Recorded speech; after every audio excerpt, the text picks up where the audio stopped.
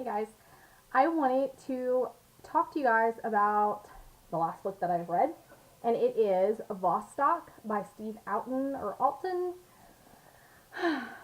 I want to do a review of this, but it will have spoilers. So if this is something that does interest you, this is a second book in a series. I didn't review the first one. I do have it right here beside me though. But if this is something that interests you and you don't want to know, because these are pretty big spoilers, you might want to shut this off. For those of you who just want to hear what I thought about it, you can stay. This is marketed as a thriller. Like, like the nature type thrillers, which was what The Lock was too.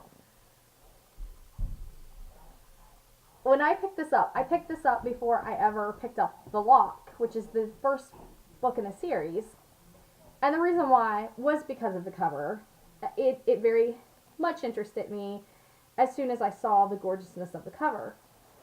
And then I did read what it said inside, and I thought it sounded really good because the very first thing that it says is East Antarctica. Well, that captured my attention immediately because I'm thinking, okay, like, I'm seeing a gigantic crocodile in the front. And, I mean, you can obviously see, like, the snow and everything on the cover as well, but East Antarctica, I'm like, okay, this sounds like it's going to be good. And it's just talking about finding a 6,000 square mile liquid lake under the ice of Antarctica. And, of course, it says it's been left untouched for more than 15 million years, which I don't agree with because I am a Christian and I don't believe the 15 million year stuff. So, I mean, obviously, I knew I wasn't going to be agreeing with that stuff. But anyway, I was drawn in. It's just talking about different things, what they're going to do, how they're going to get there, how they're going to use a submersible, how it's going to have lasers on it to help melt the ice so that they can get underneath. And I'm like, oh, yeah, this sounds really good. There's one little thing here at the end that I had no idea what it was talking about. An object of immense power responsible for the evolution of modern man. I didn't know what they were talking about. I took this as this is going to be a thriller about animals, like crocodiles and creatures like that they're going to find in this lake in Antarctica. And for the first part, I don't even know where that all started, but for the first part of the book, it was totally like, it had me there. I was so excited. This was so interesting. Cortana is trying to listen to me again, and she's going to try to talk to me. She keeps doing that when I'm making recordings. But anyway, the guy from the first book is here in this book. He is called to Antarctica to go in a submarine, like I said, that has lasers that melts the ice to get them down underneath. Somehow filling the hole back up with ice so that the pressure under the ice does not cause a geyser to happen and probably shoot them out and kill them. So somehow they have all that figured out, how they're going to get down there without that pressure. Once they get down there, they thought that the water was going to meet the ice. It didn't. In fact, when they made it through the ice, they fell through air and then hit the lake, which they were not suspecting at all. They did not realize that there was going to be air, and there was. They weren't really sure if there was going to be any kind of creature alive in this lake. I mean, it's been there for 15 million years, and they didn't think that there was any way for anything to really truly be alive. And I think the very first samples that they took, they didn't find any bacteria or anything.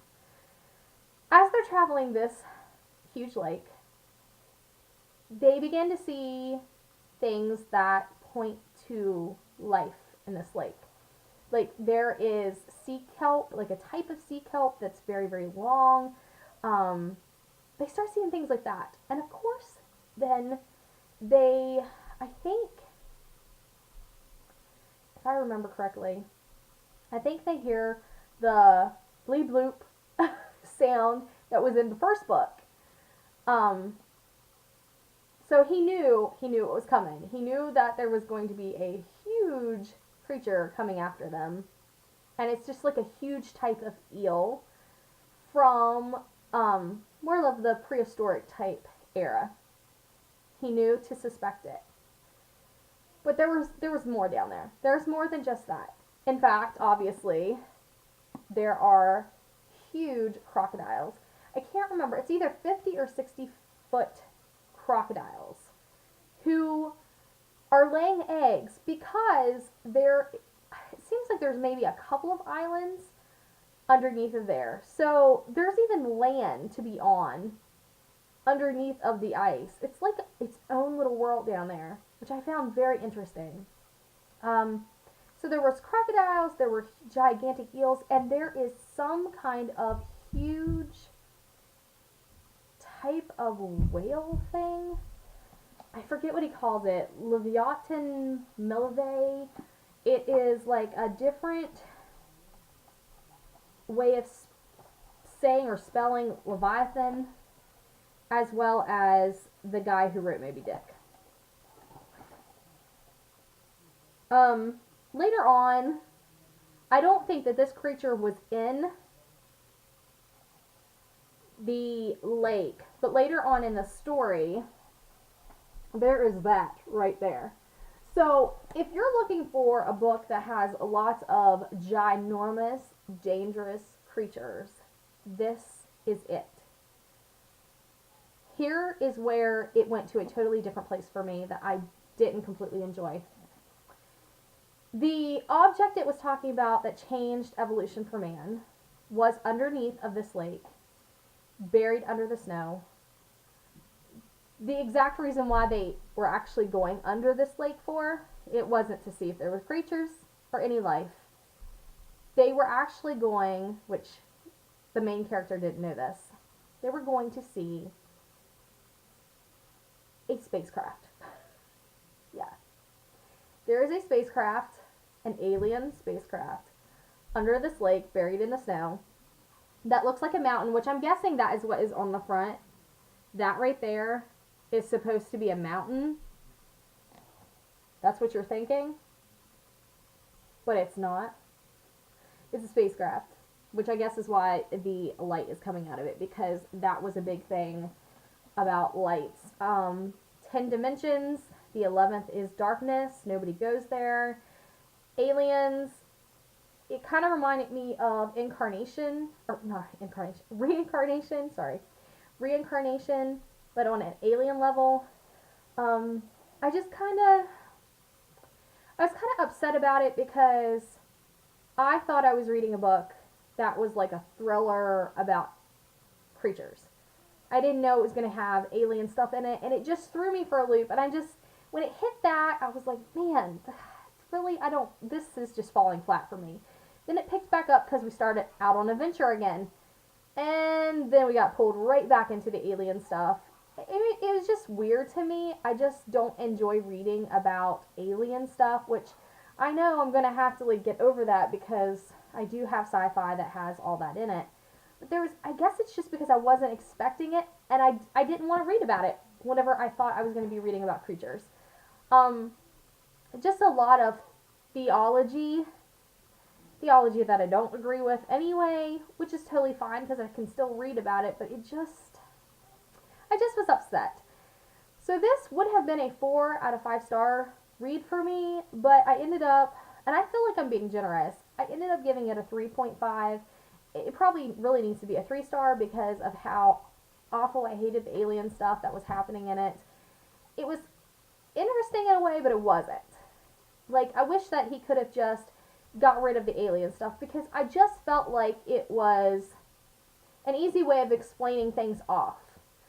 This is why this happened, instead of coming up with a better way. I don't know. I was a little disappointed. So, like I said, I'm giving it a 3 out of 5 star rating.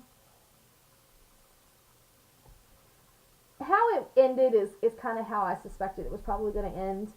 So that was an easy thing to figure out. But like I said, if you enjoy creature thrillers and you don't mind the alien stuff in it, this is going to be your book. I think he does an excellent job with writing about the adventures on the submarine, explaining Antarctica, explaining about the glaciers and how each glacier collar is created, and I just really enjoyed that. But like I said, it was the alien thing that kind of brought it down for me. But anyway, I just wanted to let you guys know what I thought, and if you're interested, I mean, give it a try. I do like his writing. So I do plan on trying his Meg series next, which I think is about gigantic sharks. But that's it, and I will see you guys later.